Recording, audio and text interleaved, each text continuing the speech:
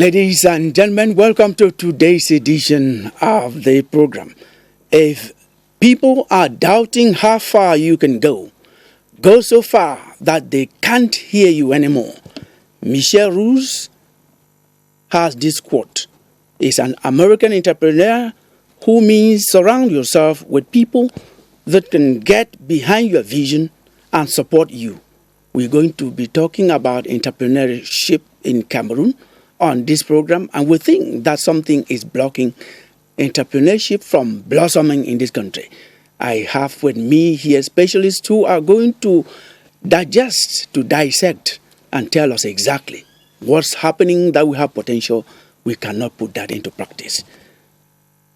Credible sources confirm that 70% of women around the world have suffered violence at least once in their lifetime.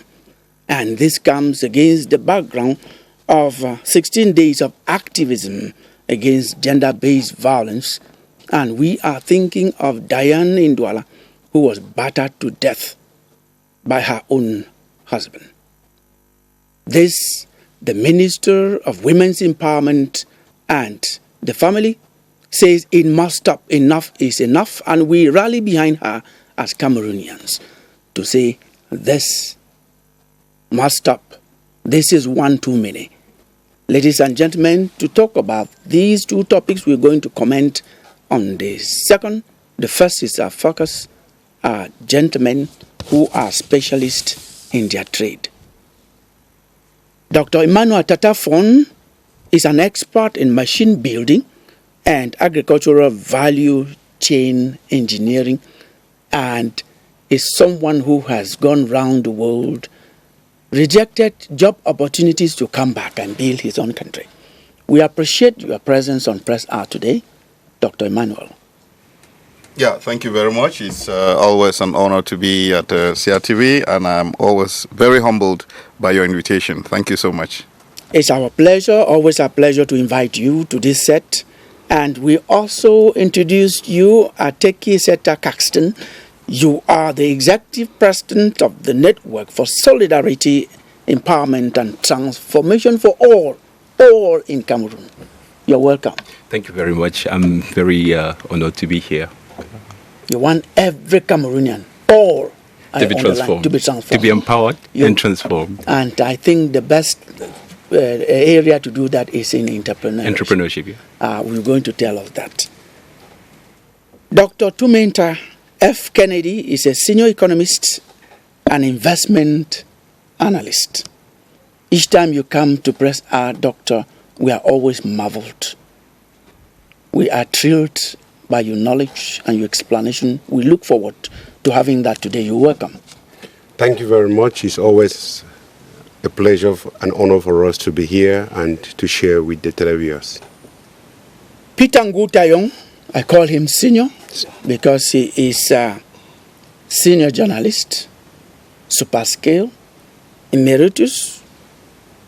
He's a coach, he is a mentor, and he is the CEO of Tayong Center for Leadership and Development. You're welcome to this set. I'm always honored to be amongst people are considered more intelligent than I am. Yes. So I'm here to learn. Thank you. That is what a very wise person says.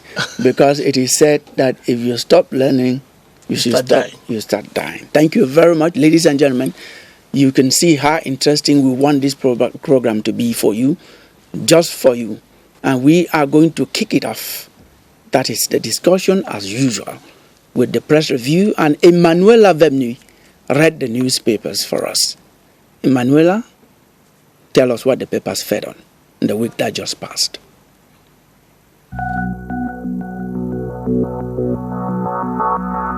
The press week was characterized by several activities which saw newspapers on all fronts to bring the information to their readers. Suspected Amber fighters spill blood in the West region again in the Guardian Post, and leaves Birmingham in tears with the killing of 9, kidnapping of others in a market raid in the Express.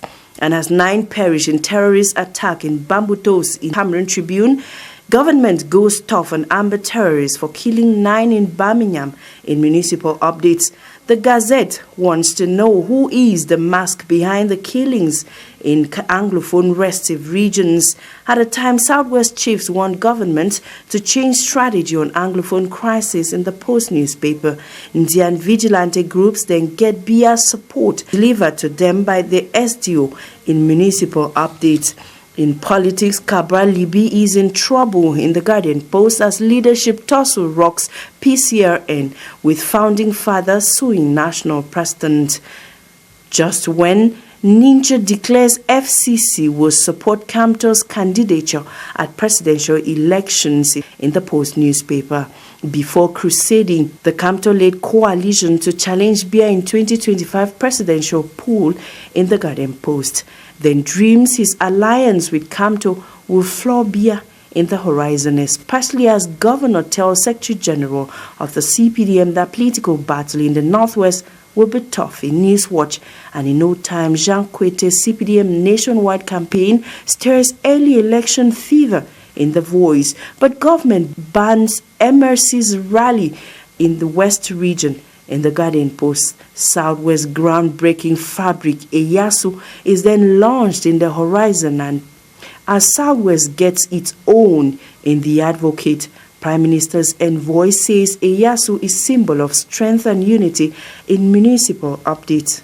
In the eye of the dawn, it is Southwest cultural identity that triumphs, happening when cholera is still a major threat in the Southwest region.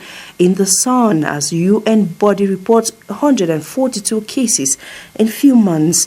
African youths then demand global leaders to double climate adaptation financing eco outlook when there is a red alert on circulation of arms and ammunition in Cameroon Tribune. Energy Minister launches solar project to boost electricity supply nationwide in the Guardian Post, especially as government secures 560 billion CFA funds from World Bank to enhance development. Until I come your way again, this is your hour with the press.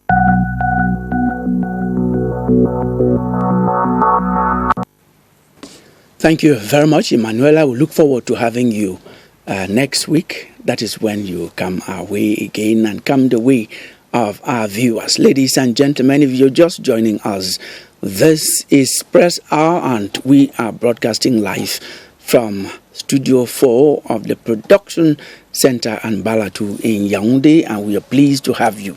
Just don't move. This week, as we learn from the newspapers, as we already know from different fora across the country, a lady, Diane in the Douala in the Littoral region, was brutally killed by her own husband. Whatever the case, life is sacred. I have 4 men here with me. These are mostly we men are the perpetrators. You may not be the ones, but men who do that are men like us. I want to ask the 4 of you, not just to condemn, because we have already condemned so much and everybody condemns it. I think that the man who committed this act will come out and also say, it was the devil's work. What should be done to such people? That is what I want you to tell us as men, beginning with Peter Ngutayo. I am totally embarrassed by how much violence we men met on women. It's like pouring vomit on your own food that you're going to eat. I am so ashamed. I cannot talk. I'm speechless. Yes. If you ask what should be done to that gentleman and his kind, of his kind, yeah, I think we're going to see more of such people in the future. That is one thing to be sure of. I cannot tell you what should be done for it because I'm just embarrassed. I'm speechless. Dr.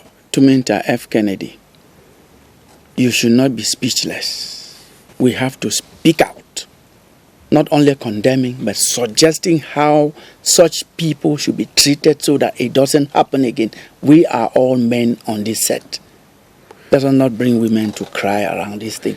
We should bring suggestion on how to handle such cases. Well, what I think is that we shouldn't just look at what is coming out and getting Dr. Peter Tayong saying something, projecting that we are going to see more coming. The question is, how do we eliminate? How do we prevent? How do we manage? So I want to take the prevention measures before the disease that is already there. The first thing is that marital counseling, upbringing, parental love, and societal responsibility to check, control, and be your neighbor's keeper. We have lost all those values that made our society. Where are the neighbors? Where were they? Are they not hearing? Where are the families? When they were getting married, where was the counseling? Where are the marital counseling? People just jump into marriages and they don't have counseling. They don't have where to go back. We have the Ministry of Women Empowerment and Family Planning. People don't go there. We have churches, councils, family councils. In fact, it is a systemic problem that we need to make sure that those things are redressed from the root cause. Your suggestion, what should be done? To such a person, I think the law itself he should face the maximum punishment that they can get. And it should be as an example to others that you can't. There's nothing, you can't use violence on human being, not to speak about somebody who feeds you, who takes care of you, who is beside you, who shares love with you. Yes, Caxton, maximum punishment for such a person. What can we put into this maximum deterring punishment? Dissuasive, the type that when you and I think of what happened to this guy, we should not even, try. I think, punishment is just one of the, you have administrative and maybe custodial sanctions that are available as remedial measures. But I think punishment is just one of the elements of the equation to solve the problem. We men also, I think we need to be able to empathize, to understand this problem from the women's perspective. I just went back, I remember there's a letter I once read from Abigail Adams to one of the leaders of the American Revolution, and she said in the new law, this is in 1776 when they were about to draft the Constitution, this is in the new laws which I suppose will be necessary for you to develop.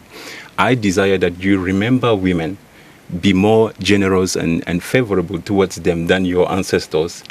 Do not put such unlimited power in the hands of the husbands, because any man could possibly be a tyrant. This is 247 years after that famous letter was written, and we are discussing what she was highlighting. So I like that answer.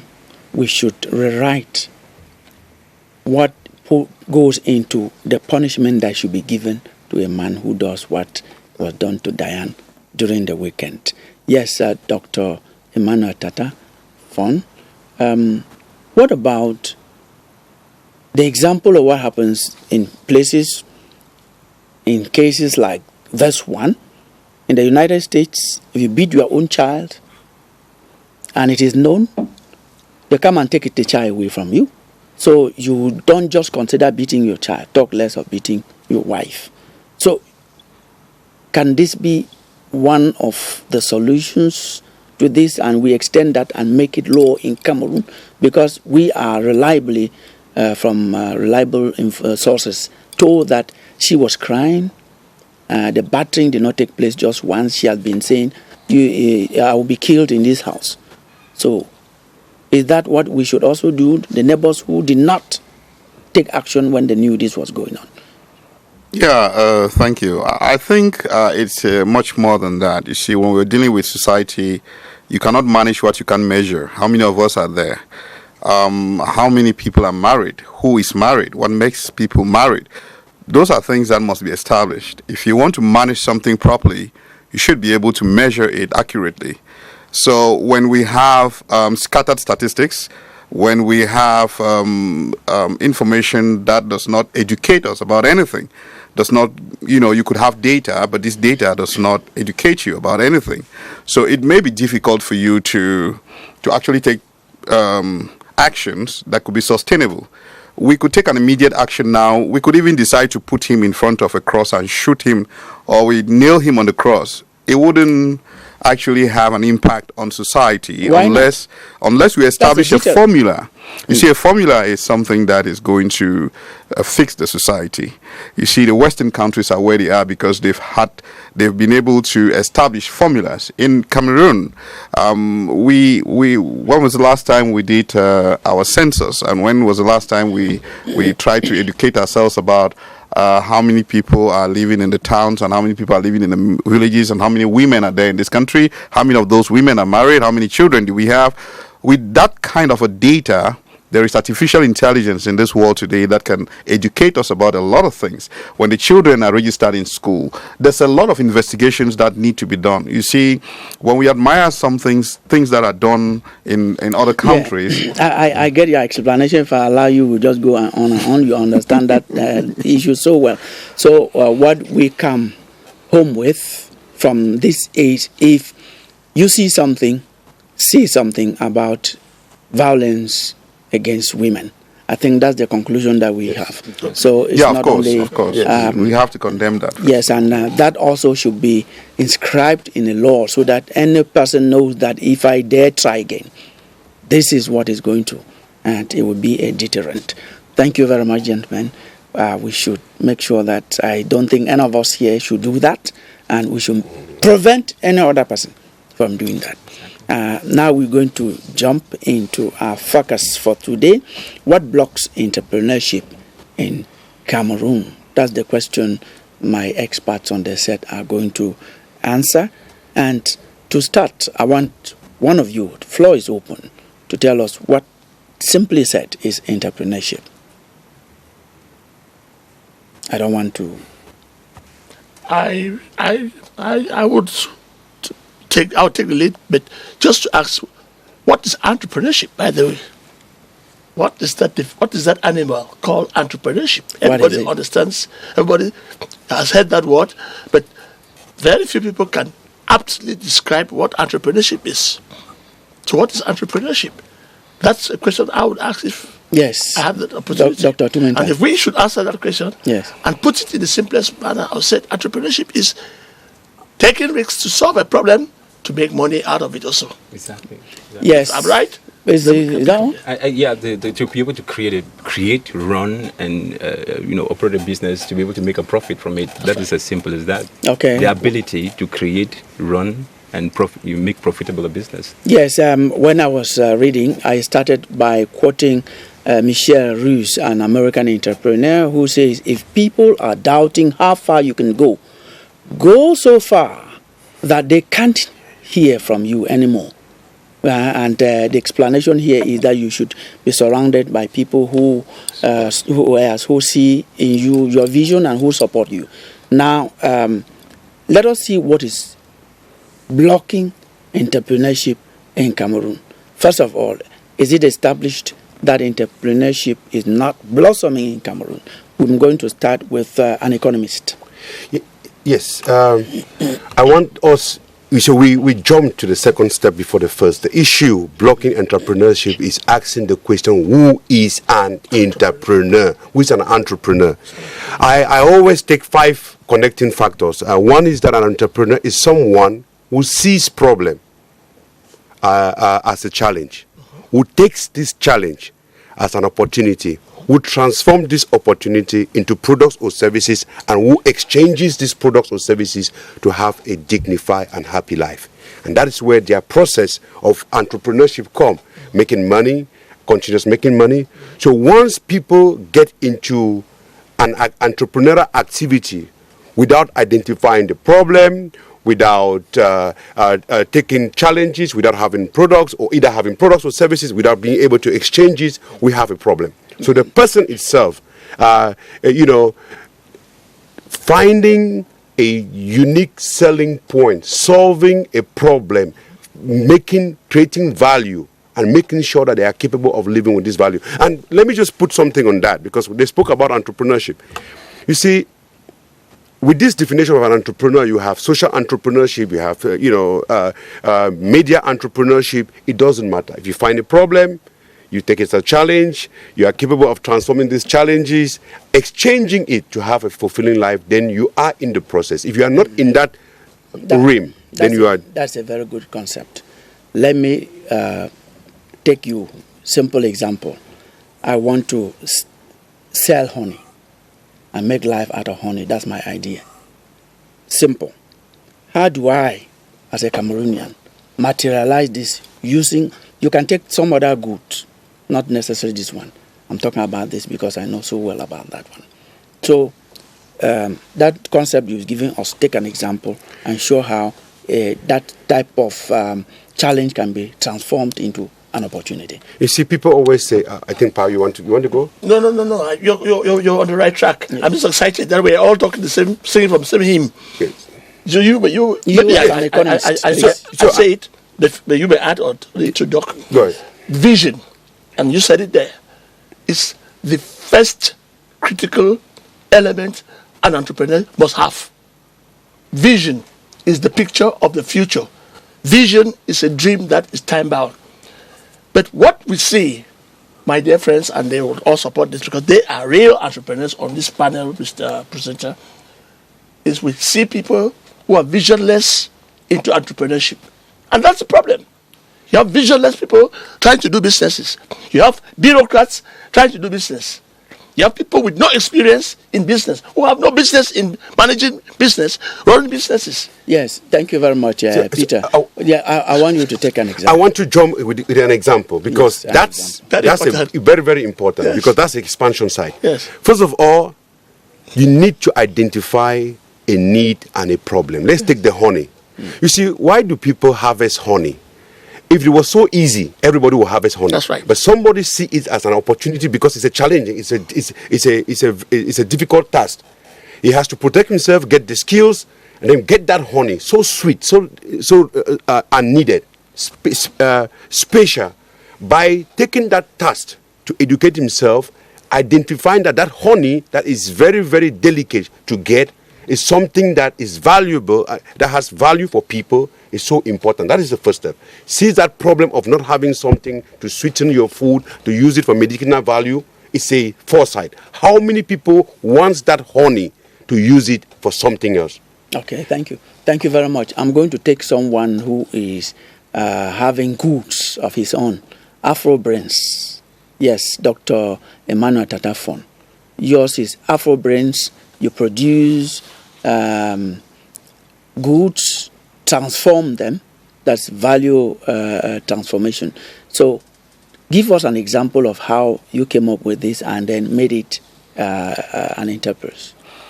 Yeah, I mean, thank you so much. You see, Cameroon has a special context to become an entrepreneur. It's unlike if you read it from a textbook, especially textbooks written by Americans, you would never become an entrepreneur in Cameroon. That's the first thing.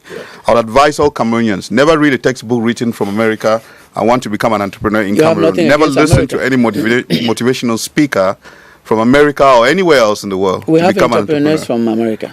I know. I'm talking about being an entrepreneur in Cameroon, in the context of Cameroon. Yes. Don't read any textbook from America. Don't read any textbook from elsewhere. If you have a textbook written by a Cameroonian publisher, read a textbook written by a Cameroonian publisher. It should not be a campaign against America. I will not. No. That does not mean that those books don't work for Americans. Okay. It works for Americans. What I'm talking about is our special context. Yes. What I'm saying is that, you see, in Cameroon, we have our particularities. And I have to generalize this. It's not just about entrepreneurship. It's about a lot of things. Even the building of machines, as Afro Brains is doing. Why are we doing it? We're doing it because we understand that in Cameroon, we have a particular context that we need to pay attention to for sustainability's sake. Afro Brains has come a long way because we were able to identify a need, just like Dr. Tomenta noted and Mr. Peter said. We were able to identify a need, and in this case, the need was the food security that we're facing, and of course, the head of state's vision on import substitution, which was a huge opportunity that we saw, and of course, and the fact that post-harvest losses in Cameroon and most sub-Saharan African countries was actually increasing. We're talking about 40% in tubers, for example. And if you even go to products, foods like perishables, it goes up to about 75%. Remember that we're just recovering from COVID. And this created avenue created the opportunity for us. It was a challenge to a lot of people.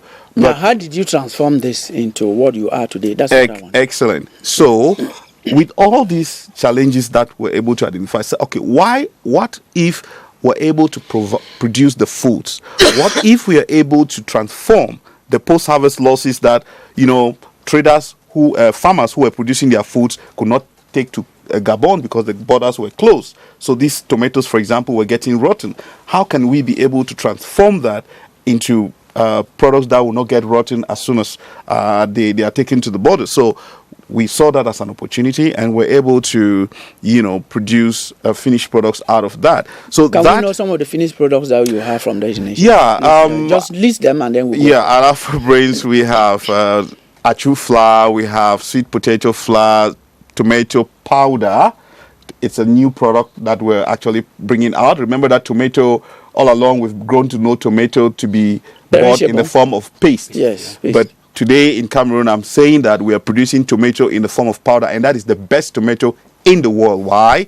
Because there is no reason to put any additive to sustain its life, because it's in the form of powder. So you just put in water and then you can use it. So that is just one of the products. So in our products... Yes, we must state that that's not an advert that you're saying here. No, of course, we without any advert. So the whole idea is we are looking at the nutritional, the health relevance, because how long have we started buying food and thinking about it? What quantities can you produce? Because this is exactly what the different ministries, agriculture for substitution, import substitution is preaching. So what quantities can you produce so that we start depending on our own produce instead of importing? And exactly, that is an excellent question, because our topic for the day is what blocks entrepreneurship in Cameroon. Yes, we have been able to pilot this initiative. Yes, we have been able to prove that we can produce. But it is sad to say that the quantities we can be able to produce at this moment cannot be able to meet up with the total market need. We will come to those blockages. What quantity can we produce? Yeah, we could produce about a few thousands of tons per week as we speak right now. But there's a possibility for us to scale this to up to about 30,000 tons per week. Yes, Carson, you are transforming Cameroonians. When I read what you represent here, Network for Solidarity, Empowerment and Transformation for All in Cameroon. So yours is not commodities, heart, it is services. Do we understand by that? Yeah, actually, there is the English saying that says if you want to a child to eat a day, you give the child fish. If you want the child to eat for the rest of their life, you teach the child how to fish. But I think today we have to go beyond that to ask, after you train the child, do you make sure that the lake is not polluted so that the child can be able to have good fish from there, or the child would even be able to have the possibility to replace even their fishing rod? Yeah, so explain that, because that sounds... This way I'm referring to the enabling environment, the enabling environment for entrepreneurship, because at the end of the day, somebody might have the skills. You might even train somebody to be an entrepreneur, right? But the environment in which they operate doesn't permit them to be able to blossom as an entrepreneur.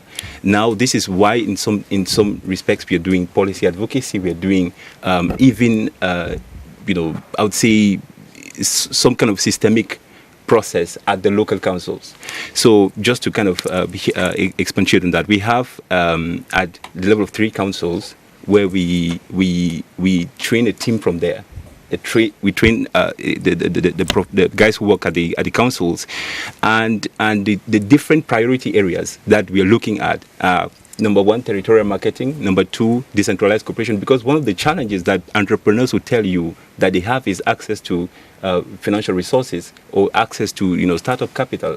Now the councils also complain that they don't have enough money to be able to support these kinds of processes at the local level. So decentralized cooperation comes as one of those mechanisms to help councils go around these deficiencies. There is also the need to have a stronger approach to entrepreneurship and innovation at the local level. If you want to see a young person who is an entrepreneur, you come to the cities of Yaoundé and Douala.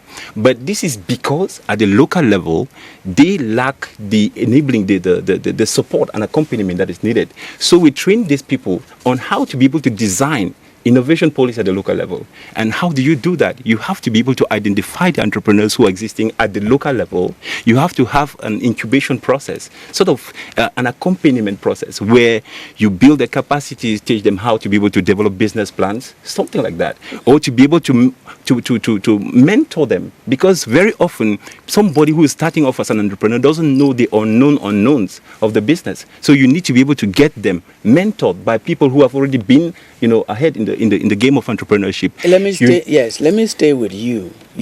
What you are doing, you must have been following that up. How can we get into the data that you have in terms of assessment? What impact have you had? How can you quantify? What is the result, the feedback? Like, if you look at recent data that I just saw somewhere, there was an interview that was done at the Ministry of, Vocational Training. Like 78% of young Cameroonians, 78% want to be entrepreneurs. Like, they want to become people who start up their own businesses. The question you're asking, how many of them, like what Mr. Tayong was saying, like, how many of those young people among them are entrepreneurs? Or can actually undertake, because entrepreneurship means to undertake, something like entrepreneur. That's where the word comes from. So, because it's very challenging. You have to be able to get to identify the problem, have a vision, look for the resources. Very often in our context, very difficult to have access to. You have to be able to create an idea, and you also have to be able to. He just said something which I think solve the problem from one side, which is producing these goods. The other thing that an entrepreneur needs to battle, and that's why I see entrepreneurship as a process, is to be able to look at the demand and supply side, like the supply side, because just look at the COVID experience that we have. We had Africa saying we don't have vaccines, for example. There were people in Africa who could produce COVID-19 vaccines, but the people in the West said if you were going to travel to Europe or America, you had to have J&J, Johnson & Johnson, or some other, this is looking at this is something that they prioritize their own local companies, and it becomes difficult for Africans to be able to get into the, distribution channels. It is very, very challenging for an entrepreneur. Yes, Peter Ngu Tayong, he said you were talking about vision. Now, some of these, we're already talking about blockages. You have people who have ideas, you have people who have even started up. What's the relationship between leadership and entrepreneurship? How do you get people from basically struggling to be entrepreneurs to being leaders in their I'll give you a very clear example, a definition of that. One is a boat, and the other is a captain. You will hear from me? Very well. The entrepreneur is the boat. When Dr. Tata and my very good, our good friend, and Dr. Tumetaye speak, they have all the ideas about starting the business. It ends at that level. Now, who pilots, who takes the business ahead, is a leader. Let me tell you something, and I've seen this in Cameroon since I came back from the US. Lots of Cameroonians get excited, starting new things. Today, a cardio party is starting. Tomorrow, you hear something starting. Someone's flying a plane. Yes, they started as a one-man show, and they're celebrated all over the place. 2 weeks after, that plane is dead. The idea is dead. Why? Lack of vision, lack of mission, lack of values. Most essential, lack of teamwork.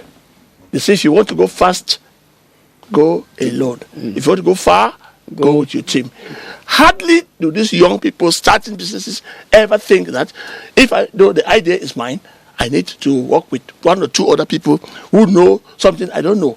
You said something there that great visionaries are surrounded by people who are more intelligent than them. That is the name of the game. You cannot be the most intelligent person in a group. You must be surrounded. Once you are that entrepreneur, go out there and look for guys who are smarter in other areas and bring them on board. But everybody wants to go it alone. You will know that is the big problem we have in this country. Exactly. Everybody wants to go alone. That is a big problem. You want to go alone. You want to continue? Yes, I'm learning because I know it's a conversation. Everybody's interested, and I know I'll learn from my colleagues. Yes, we have to think leadership. Leadership is new in everything we do. We are overmanaged and underled in this very country, Cameroon and Africa. Leadership is new because we've been practicing what we call management for the last how many years, only God alone knows. And management has not even given 10% of results. It's predictable, planning, budgeting, controlling, tracking. But leadership is about influence. Yes, About influencing people to generate results. And that is what Dr. Tata is talking. That's what our friend is talking. How do you influence change? Now, let me ask you this. From Tai Yong Center for Leadership Development, you have been having people from all these spectrums of society. Now, can you quantify the transformation you have brought to some people who probably had some social position, some social political standing, but they were not leaders, and you transformed them? Can we see? We only hear that. Can we see with our mind's eyes what you have done? My most recent and one of the best achievements was just 2 days ago from Soweto. I trained all the senior managers of Soweto, the Southwest Development Authority. We're in Boya, and you could be there to lead the transformation. You see, there's too much talk about management, gestion here in French, but hardly do people ask what is leadership. The modern day, when you talk of results based, when you talk of winning, you talk about leaders in your group. You lead people, you manage things. Therefore, if I tell you that since Tai Yong Center was started, we are so proud to be one of the few organizations in Africa, I'm talking about Africa, whose message has gone across, and I'm glad to say, even though we have not gone as far as we thought we will, to get people call me and say, thanks to you, my business is running because you taught me how to lead my business. Thank you. People have been managing businesses all along, which is wrong. You don't manage business, you lead it. Thank you for bringing such leadership to people who probably didn't know. We pray that you should give to more people and transform Cameroon, like Caxton is saying that his organization wants to transform all Cameroonians. Dr. Tumenta F. Kennedy, you just listened to Peter talk about how he moves people from ideas, some even who are settled as entrepreneurs, to being leaders in their own domain. You are an economist. Tell us more about that. So there are two things, and to drive the message home. First of all, there is this belief that he actually brought up by saying that teach a child how to catch a fish, than giving a fish expands the ecosystem. For me, I want to join Dr. Tata to say that some of this knowledge is not applied to our context. So let me put it this is one of the greatest scraps I've seen in my economic development and recommendation, because when you teach a child how to catch a fish, entrepreneurship is not completed. Where is this adage from? From China. The child who distribute the fish after the child has the fish in China. It is the government that looks for market, that pushes you to sell it. When you take a command economy and you bring it to a tender-driven economy like ours, or a mix-given economy or planned economy, it doesn't work. So that is one of the fundamental issues, and it takes me now to selling. Yes, talk about So once you have the products like he has, who gives him the order? We had Kajupat, who gave the order so that he can sell. Once you have the ideas, the market is there. One of the fundamental rules of governments is to open the route so that we can fetch hard currency from outside and bring in. And any entrepreneur that does not sell his products is actually, listen, this is the interesting part. Yes, go a ahead. business is a process that is replicable, that makes money. Anything else is wastage of time. If you have a business that doesn't have a replicated process and doesn't make money, it's a waste of time. Yes, and that is one of the issues that many entrepreneurs jump in, and they have ideas, they cannot make money. It's just a question of time that they just go out. And here I come to my brother Tayo. He drives the leadership part, which is one of the second fundamental errors that entrepreneur has. I have an idea, I have a vision, but you can't manage to produce the key performance indicators. Who brings money? The best guys to come in. In our context, people want to be the initiators, the managers, the accountants, the everything, the leaders, and everything doesn't go. But the nice thing is that you have a space. You initiate, you bring the idea, and thereafter, you get the right people to bring the key performance indicators, get the result with leadership capacity. And after that, you come back to do expansion. So what he's saying is very, very fundamental, and that is why as an economist today we are working on a new economic models attached to our African context, which is Ubuntunomics, meaning that emotional intelligence, bringing leadership skills at the early stage in leading, in developing ideas, in leading your company, and in making results. And that goes to his concept of building a sustainable ecosystem where capital, machines, people are attached to themselves, their nature, where no one in a company has all the resources that he can develop alone. Thank you very much. And I take it back to Dr. Emmanuel Tata Fond. He's talked about ventilating, that is selling your idea, your products this time. Have you knocked at the doors of, let me quote him, the government to enable you with the environment, as you said earlier, as Caxton also said? Have you knocked at the door, or you are still operating, as he said, that you are still in at the level of, the production? Have you knocked? Yeah, you see, thank you very much for that question. That's a very key question. I pray God you give me a little time. We have a goodwill that governments across Africa, not just Cameroon, had choose citizens of their countries in the past, that is post-independence, to make them what we usually refer to as industry captains. I'm really going to speak the truth here. I'm not going to hold it back. These people are the ones that have held African countries hostage. And that is why entrepreneurship can hardly succeed to the scale that we want it in sub-Saharan Africa. Cameroon is just an example. The industry captains. Who are these industry captains? These are persons that governments have invested in. Governments wanted to protect our industries.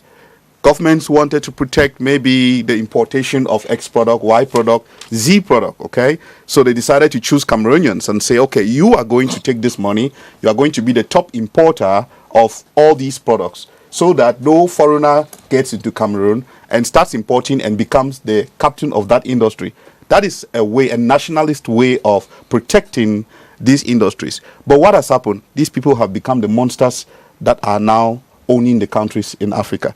They are the ones, the intention of governments across Africa was to make sure that these people would develop local production, they would groom the local companies, so that at one point in time we will now be the ones to produce. But what has happened? These people are no longer wanting to leave this part. So those of us that are becoming entrepreneurs, we cannot have access, because the solution to that puzzle was to groom local production to compete with these people, because at the level of quality, African products will beat them. You have identified that as a stumbling block, and you started defining entrepreneurship as getting challenges, transforming them into opportunities. How can you break through such obstacles? Yeah, the particular one you have talked about. Yes, I mean to get through some of these things is the particular obstacle it's for Cameroonians to team up and work together. Like I was indicating, that at the level of competition, at the level of quantity. Let me give a typical example. I just indicated the example of powdered tomatoes, which can beat any other tomato which is imported. That's a way of beating them. When you get this into the market, you beat them by quality, you beat them by shelf life, you beat them in all the ways, and will win the market. There's no way they can win you. Okay. You can take it to the level of wheat. So we can beat them there, but then access to finances, as Brother Caxton just indicated, access to finances is the challenge. We cannot compete with such monsters if we do not have the access to the financial resources that we need. But then, if we can team up, because you see we have our financial institutions in Cameroon who have not yet gone into the understanding that in modern financial systems, you can have ideas that financial systems can work with. A bank can actually identify a good business initiative, work with that, invest in that business initiative and make money along with that business initiative. They're still chasing civil servants and salaries. That is the pathetic thing about our society. But then I want to believe that we're going to graduate from that level, and then that is a perfect solution to see how we can be able to address that. Now, you've just mentioned what I wanted to bring up. What makes Cameroonians go for civil service work more than going for entrepreneurs? That is Cameroonian Yeah. children are growing up with the mentality of getting a civil service worker, not getting into entrepreneurial.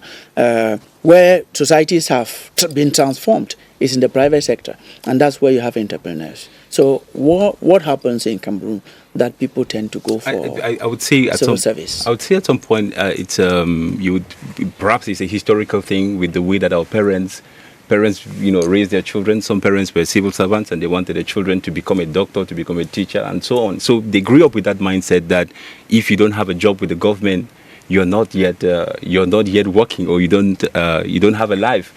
Today that narrative is changing actually, and you just find a new generation of young Cameroonians who are beginning to be interested in this question of entrepreneurship. Only now you see this outburst, and like there's a statistic that showed like sub-Saharan Africa is one of the places where you have the most cases of entrepreneurs rising up. But the question is usually that these entrepreneur initiatives are rising up out of necessity. You find today that, for example, even teachers or civil servants who have, I'm just citing teachers for example's sake. I'm not saying that there's something particularly wrong with that, but there are civil servants today who earn salaries, but those salaries are not sufficient to be able to address their needs. Then they say you have to be able to now do something extra, so they leave their jobs and then they get into they start doing businesses. They're not even trained entrepreneurs, but they get into the business as people who just want to. So most businesses that you have as entrepreneur initiatives are born out of necessity,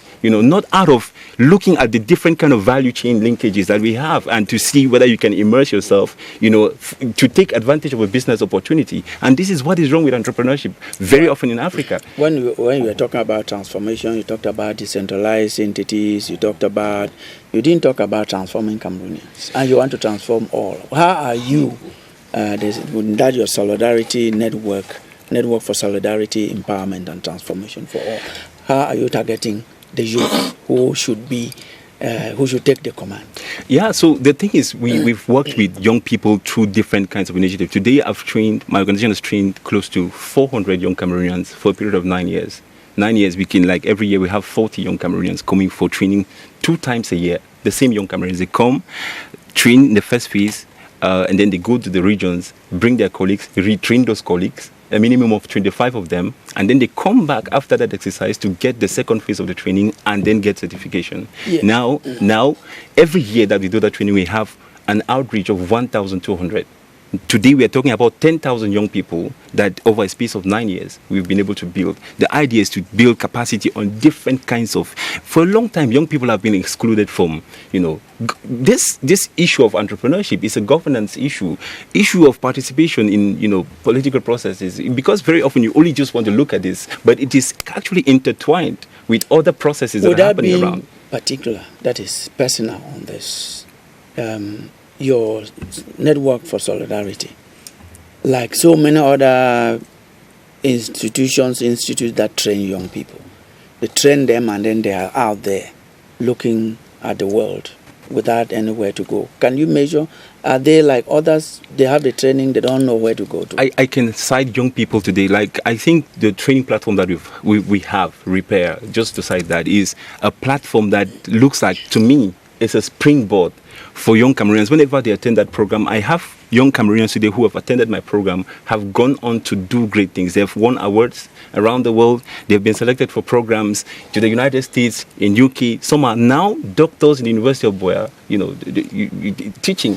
Practically, and so on. Yeah. Practically, Peter Ngutayong, with your leadership training you've been going on, you were talking about Sweda, and many others. You have done that. I saw you at the University of Ngandere. I've seen you all over the country. Now, can you quantify? He's talking about 10,000.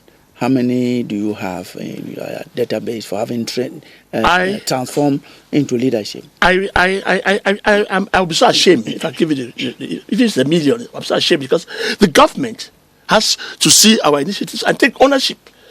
Leadership today is number 1, not number 2, in real countries that know what kind of people they want to put into the market. Leadership is not positions, and we are in a setup where people are taught how to be in authority. There's a difference between leadership and being in authority. Most people prefer to go to schools where they'll be taught how to become commandant. They'll have all kinds of ammunition, so they'll have all kinds of powers. But leadership is a mindset change. Government has to take ownership to you. It has to take ownership. So and what take it to our schools, take it to our universities. It's a shame. It's a big shame that no university in Cameroon in 2023, or secondary school or high schools, is offering any course in leadership in them. We have to do it from Tayoung Center. Have you proposed to the various we have to do it from Tayoung Center. Let me say it to you. Have you proposed? We proposed it, but because people don't know, it's like an elephant. You touch the wall, you touch it, it's like a wall. But the whole concept of leadership, which I'm saying, is a must. But they're still training people in management. In 2023, in Africa, in Cameroon, in my country, people are still going to study management.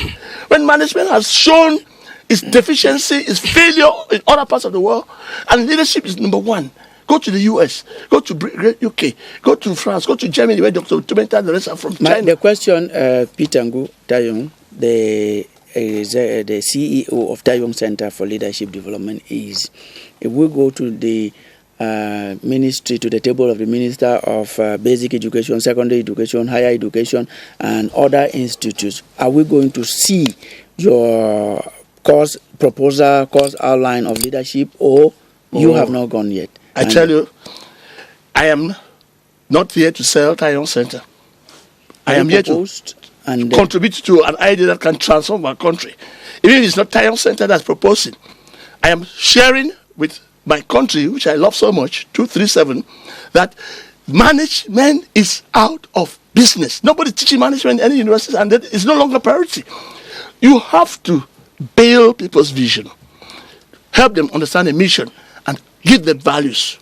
Values are the strongest behaviors our society needs. You cannot put people in administration with no values. Have you gone to government? I've done it, and some ministries are open. I must be proud to say some ministers are very open to my leadership training. Some corporations have been very open. Some are even asking for more. But I said, if you want to go fast, you don't go alone. I will come and see you and you make me a leader. We need people like Dr. Tumenta. I need people like Dr. Tumenta. I need people like Dr. Emmanuel Tata and our friend, all of us will come together with more other people. Yes, I will actually come to the center to get leadership skills from you. Yes, you've been so itchy to add to what he's saying, react to what Peter Ngu Tayoung is saying, Dr. Tumenta F. Kennedy. So I have been an entrepreneur. I left Germany, came back to this beautiful country with a call. Cameroonian diasporas, come back and let's build. I fumbled as an entrepreneur thinking that everything will be given. I went in and I ended up discovering that I have to train every young people, give them opportunity to be able to work with us with the skills. Because the skills they got here are skills for them to run away. They get out, they get the skills, and they look around, they don't see they have to go. It's so painful that we are training generation of young Cameroonians to go away. Look at the adverts. Go to Canada, go here, go here. The Canadians, the Americans, and the Europeans are all going to Asia. The Asians are coming to Africa, and we, the Africans, are still going there. So let me come to what I discover. The young people today, money-minded, they don't have time. They are not patient to be able to understand the ecosystem and provide the solution. Once they hit the first 5 to 10 million CFA after getting loans, they go away too. The second thing is that they need information. I saw a problem.